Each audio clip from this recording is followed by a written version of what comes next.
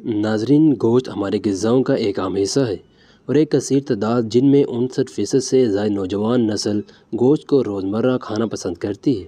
ناظرین، مگر کون سا گوشت ہمارے لیے فائدہ مند ہے اور کس گوشت کو کھانے سے آپ کو نقصان ہو سکتا ہے؟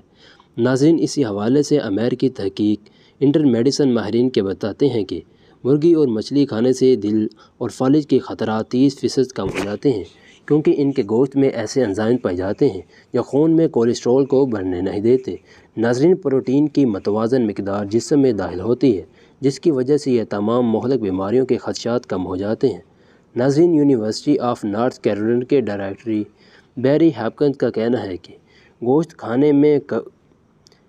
کھانے میں کمی کرنا ضروری ہے، لیکن اگر مچھلی اور مرغی کا استعمال غذا میں رکھا جائے تو یہ جسم کو متحرک رکھنے اور دماغی طاقت کو بھی بڑھانے میں مدد دیتا ہے۔ ناظرین، طب مشرق میں کسی بھی چیز کی 3 ممکنہ خواص ہوتے ہیں: سرد، گرم اور معتدل۔ ناظرین، دودھ کی تاثیر سرد ہے جبکہ مچھلی کی تاثیر گرم ہے۔ یہی وجہ ہے کہ حکمت اور آیورویدک طریقہ علاج دونوں کے تحت سرد اور گرم تاثیر والی چیزیں ایک ساتھ کھانے کا رد عمل ظاہر ہوتا ہے، جو جلد پر سفید لیکن بدنما دھبوں کے علاوہ مختلف اقسام کی الرجی اور بخار تک کی شکل اختیار کر سکتا ہے۔ اس لیے روایتی طور پر مچھلی کھانے سے پہلے یا بعد میں دودھ، دہی، پنیر وغیرہ کھانے سے منع کیا جاتا ہے۔ جہاں تک جدید سائنسی تحقیق کا تعلق ہے تو اب تک ایسا کوئی مصدق سائنسی مطالعہ سامنے نہیں آ سکا جو یہ ثابت کرتا ہو کہ مچھلی کھانے سے پہلے یا بعد میں دودھ پینے سے جسم پر برے اثرات پڑتے ہیں، بلکہ اس وقت بہت سی ایسی غذائیں دستیاب ہیں جن میں بیک وقت مچھلی، دہی اور دودھ شامل ہوتے ہیں اور انہیں دل کے ساتھ ساتھ دماغ کے لیے بھی مفید پایا گیا ہے۔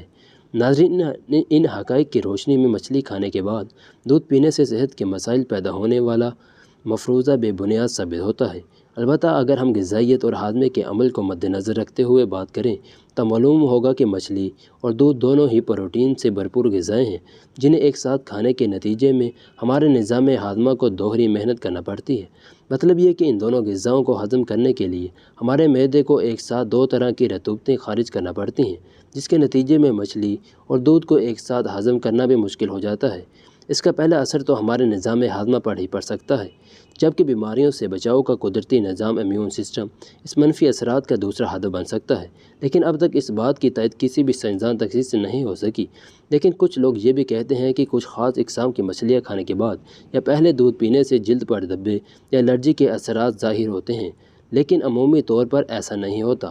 البتہ اس نقطے کی تصدیق ہونا بھی باقی ہے۔